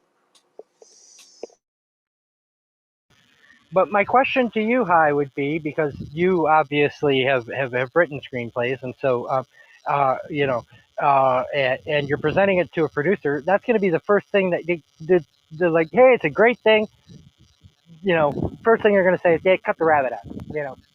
We Well, don't. We do, the first thing I would say is change the title, and then and the they'd be second thing I right. would say, yeah, no, I agree with you. These were choices. These were not commercial choices. I think um, uh, Rolf's analysis that basically their attitude was, we don't give a fuck, Yeah, and they that's don't. part of the charm. This film That's does what not give a fuck about anything. that's kind of what makes, in some ways, what makes this a British film instead of an American film. I don't think an American film could have made those choices, um, but they got away with it. And on some level, you kind of love the film more for Killing your making. main character an hour in, and Yeah, then still having a half an hour left. absolutely. Having an hour. Yeah, That right, would. right. I mean, that would be a no-no. Of course. I That'd be a mean, no-go. I'm unless gonna it's discuss Hitchcock's Psycho. something. Yeah. It's a very well, no, even Hitchcock wasn't a main character. He was a potential salvation, but he wasn't You were the main supposed to. character. You Yeah, were supposed to think she was the main character. Yeah. yeah, but it's this film, keeps subverting expectations and surprising, and so I agree. Look, I would not have titled it "Sexy Beast." I would not have put the rabbit in. I agree. Those take away from the commercial viability of the film. Those are not choices I would have made. But do I love that they made them? On some level, yeah. I mean, on some level, if I was a producer, I wouldn't let them do it. But given that they did do it, you got to, there is a certain kick to to not caring about being commercial in that sense. So it's Well, interesting. and the needle drop choices, the choice of songs in this are also, almost anti-commercial. That opening with the Stranglers' Peaches, goes against almost, everything that you want from an opening theme song. You know, the rest of the music in this film is dialectic. You only have that scene at the airport with music. The heist scene is done with only sound effects. None of these are commercial choices. Wait a sec. I'm gonna Well, tell something about the commercial choices. Look, let's compare Glazer to Darren Aronofsky. Look, Aronofsky starts his movies with Pie and Requiem for a Dream. There is this exuberant kind of thing in his earliest movies, and this uh kind of controlled experimentation that I think Glazer is doing that here on his debut movie. And I think he carries that. He carries this elements of surrealism with him throughout his career. It becomes his auteur signature. So that he's experimenting of sort, and luckily he had the script writers support on this, and and also Jeremy Thomas, if I'm saying his name right, Jeremy Thomas, the producer, who was the producer also for the Cronenberg movies, the Naked Lunch and Crush, which we And he also did the Bertolucci movies. yeah, and the Bertolucci movie, the Last Emperor. So he has this, because Jeremy Thomas said this is going to be this is the movie's out at 2000, so the beginning of millennial. So Jeremy Thomas kind of used this to his benefit for the commercial, to advertise the movie. He said this is the beginning of an era, working with this first timers with their new eyes, with their new perspective, is going to be my work, my kind of new career, my approach to my career in this new millennial. So you see this kind of controlled experimentation. He's not going wild. He's not even as wild as Lynch. If you're like thinking about a neo noir kind of surreal movie, he doesn't go that far, even though he can, because we saw in his music videos. But he controls that, and he kind of gives us this unconventional gangster story, uh, kind of mixed with a beautiful love and redemption story. And he uses his knowledge of camera through this use of surrealism, which we see in his camera work. For example, when Teddy is walking in the and thinking about the heist, and the camera goes to his head with that CGI of the 2000. I think that's a very stylish, flashy kind of device that being used later in Glazer's film, and it's kind of his signature. No, I think everything he said is right, very insightful, and beautifully articulated. I think his background as a music video creator is absolutely pertinent, because music videos do tend to be more surreal than feature films and more experimental. But I think there's also this desire to take chances, to take big swings, because sometimes you hit it out of the park, sometimes you miss. But the willingness to take those big swings is part of what makes this film great. And what I wanted to say is, there have been so many crime movies made in both the U.S. and the U.K., and this is one of the few that really stands out 23 years later. Um, all these films that made more sound commercial choices, we're not talking about them. A Nobody lot of them even we don't even remembers remember they Legend. exist. Nobody even remembers Legend, which is so weird because it was. You remember when it came out with Tom Hardy and the Cray brothers, and it was talked about as if it was, and it was on top of so many top 10 best lists or whatever. Nobody even remembers that film, and it's only 5 years old because it fades. There's just nothing to it. So kudos to originality, and if looking back, we can say, well, that wasn't the most commercial choice. We're right. It wasn't, but it's like it doesn't mean that was the right choice, but it means that the spirit in which that choice was made was a spirit of risk taking and innovation. And sometimes you're going to hit it out of the park, and sometimes you're going to make a huge miss. But an interesting failure is often better than a non-risky success. So I think that's, I don't know what Vern's issue with this movie was, but this Well, movie we is just solved it for him. beautiful. We solved it for him. It's just it's a really beautiful piece of art. I You want to know what welcome you Daniel to said the stage. about I the. want to welcome Daniel to the stage real quick. Oh, hi, Daniel. We're kind of at the end. We've actually gone half an hour longer than the movie itself. But have you seen the film, and do you have any thoughts on it, Daniel? And then Yeah, I mean, I while he just was did, scrolling through my hallway and I saw this, and I love this movie. I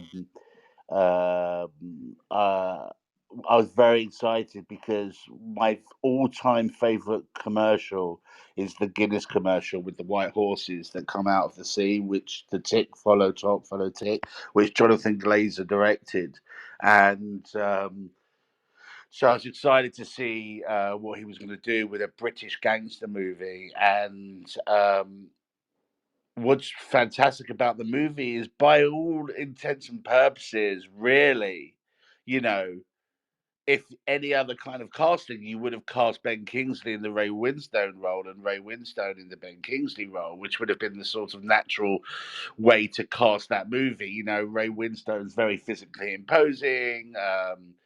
But the genius was casting it the other way, and they both really got to show off their acting chops, and it was amazing that Ben Kingsley is a little guy, but his sheer physical, straight backboned presence in that movie was fantastic, and he rightly got nominated for an Oscar. Um, and I thought Ray Winstone was brilliant as well. Absolutely perfectly cast. Ian McShane as well, terrifying, understatedly terrifying. It's one of my favorite. It's one of my favorite British gangster movies. I thought it was excellent, really, really good movie. Jonathan Glazer really hasn't gone on to do much after that. He's done a few things, but I don't know if he's delved back into the commercial world more, into the music world. But he really has a visually unique style that well, he does have a new film coming out about Auschwitz. So we are looking about forward to what, that. Eric? That's Auschwitz. About Auschwitz. Mm-hmm. Oh, okay. I'll definitely see that. That'll be on Netflix according to the thing in January. Wow, I didn't know that. That's amazing. But that commercial But really, yeah, he's only done three movies right. so far. But I just never forget. I used to love watching that commercial when it would come on TV at the time before YouTube. Um, there was like a couple of commercials around that period that really took it to the next level.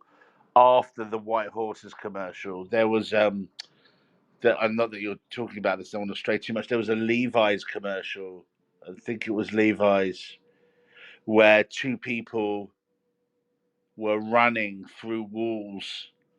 Was it Levi? Yeah, they were running through walls parallel with each other, and it ended up taking them to the end of the universe. And then they would sort of they ended up leaping out into the universe, which was amazing. And then there was that Xbox commercial, which was from the Birth to Death, where you saw that a lady who was like pregnant and she gave birth and the baby was shot out of the woman through the sky and aged from a baby till death through the sky. Like there was that whole period where after Glazer did that advert, I really felt like the commercials in Britain specific. I live in LA now, but in Britain they were just like phenomenal. Some of the commercials, creativity in the commercial world in England were just unbelievable at the time. I think Glazer has a lot to do with that. Well, there's a running theme in this room of people, great directors coming out of commercials in Britain. We did The Hunger, Tony Scott. We did Pink Floyd The Wall. Yeah, but yeah, I mean the British commercials. Ridley Scott and also Tony's brother started out. Yeah. The British because the as the saying goes, the first generation of directors all came in Britain came from the stage. The second generation all came from television. The third generation all came from commercials. Or music videos. Yeah, Which are a I think form of Britain commercial, actually really, aren't they? yeah, I think Britain makes the best commercials in the world. Their advertising agencies and their creative agencies, I think, in London are the best in the world for commercials. I mean the commercials here in the States are so bad when you compare to the sort of creativity. Oh, we have Super Bowl if you think, commercials. Come on, we have. Yeah, no, the Super Bowl that you commercials forget are as soon as you see them. Super Bowl commercials are super fun.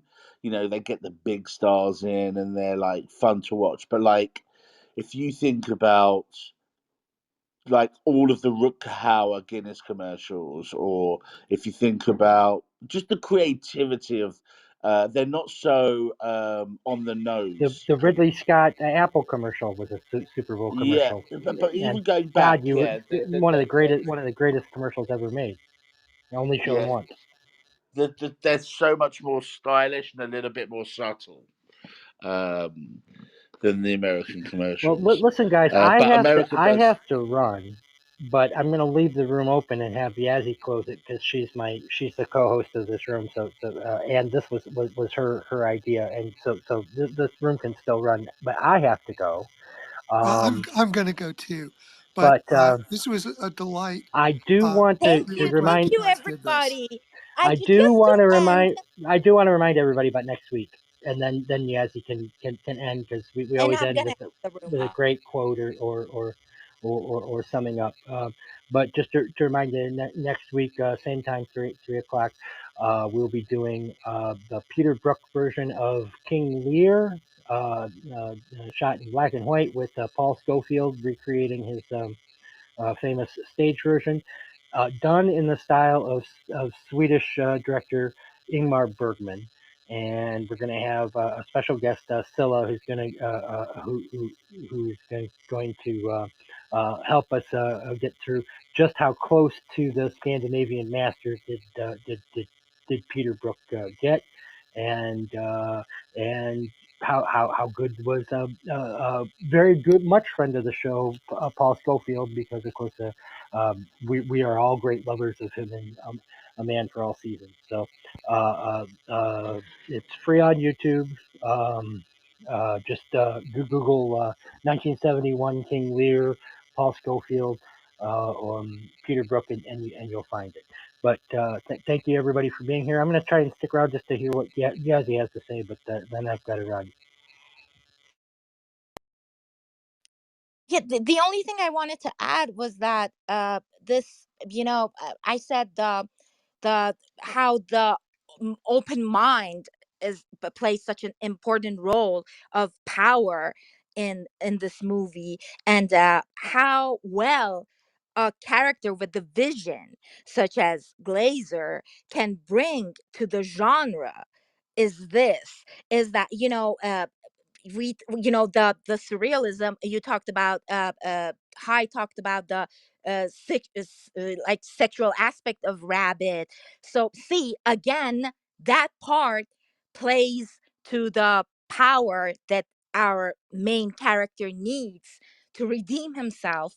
And also that sorry, that this the kind of, he's kind of like in an odyssey. His we see we see the symbolism of the pool of water. These recurring theme combined with the use of surrealism, and what surrealists mostly looked to was the desire aspect of human being, of unconscious, and they kind of play on that aspect. So they all come together, combined with the good, another one that Daniel said, a cinematographer in this film, he they kind of separated after this, but he's still working on commercials.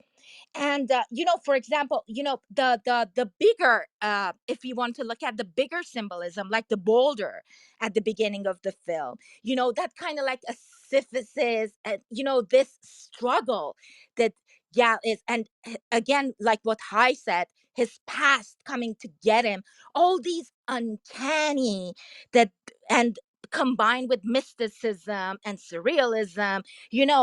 I'm gonna end with this, with the quote from Andrew Nitti, the journal, the film critic. He said that it takes, I'm kind of paraphrasing. He said that it takes more than violence or a bit of old school slang and violence to make a gangster movie. And I think this is exactly what happens here.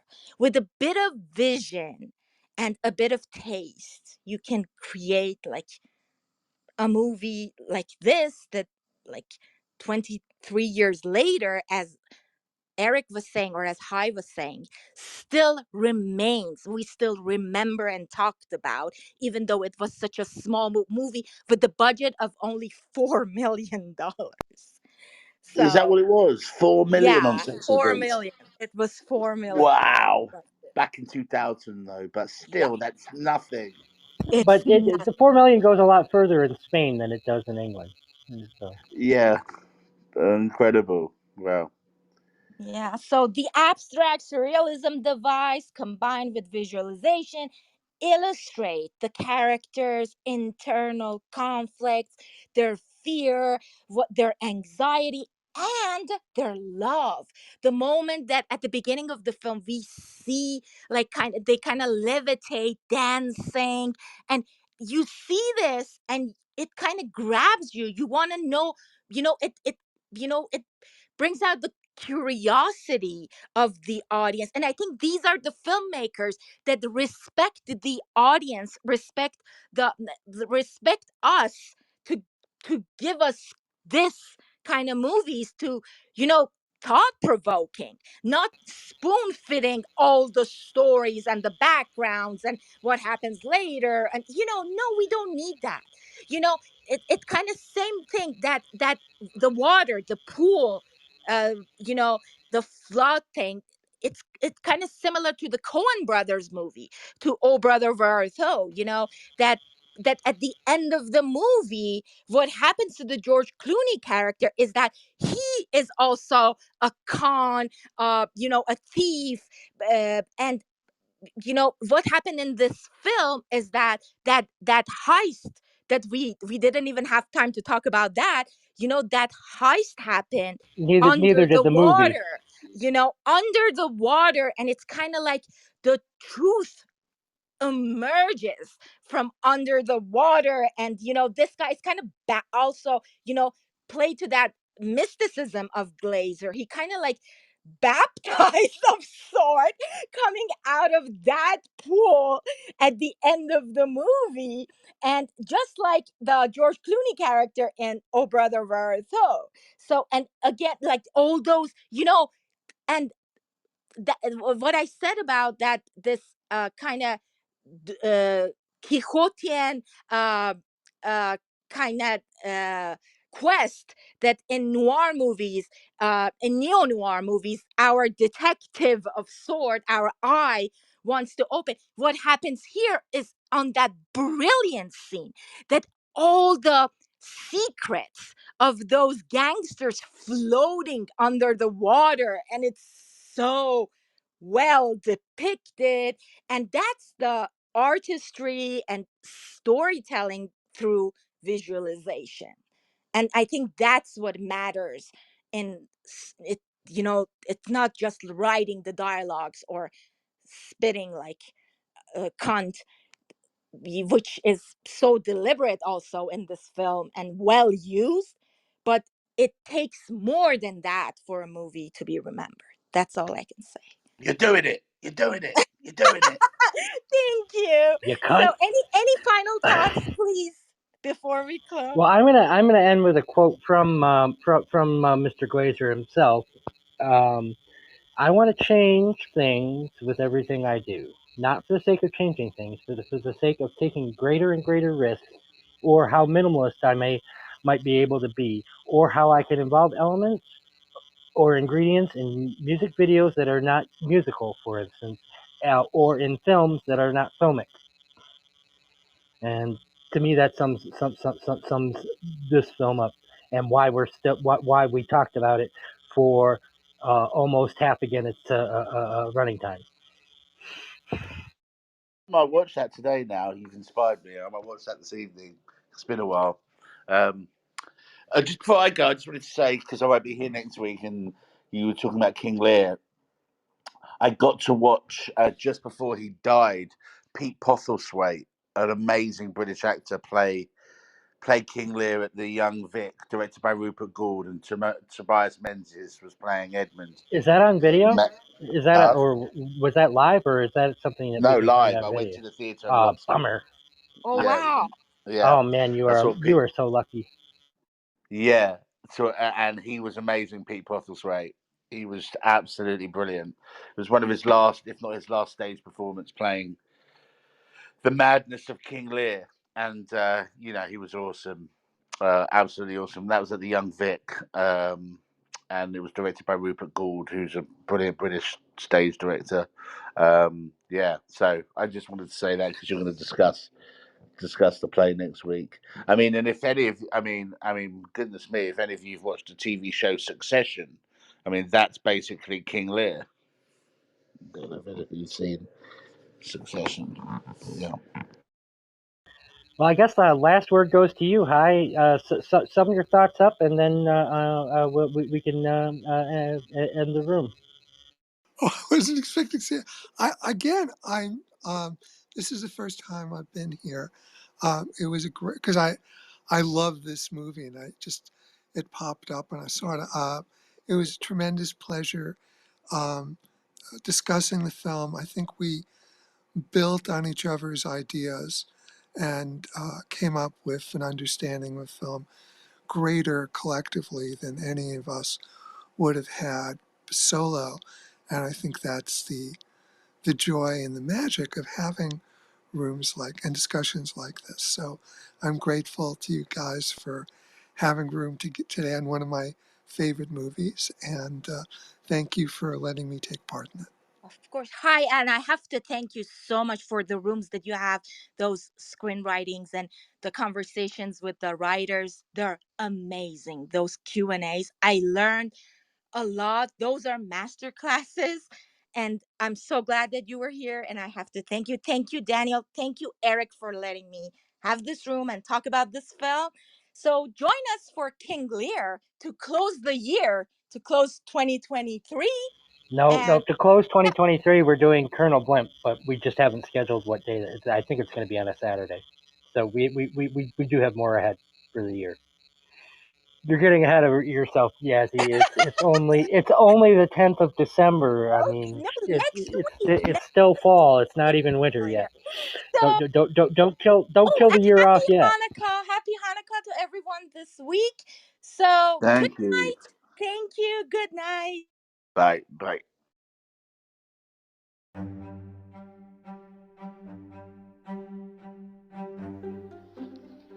Want to join the conversation?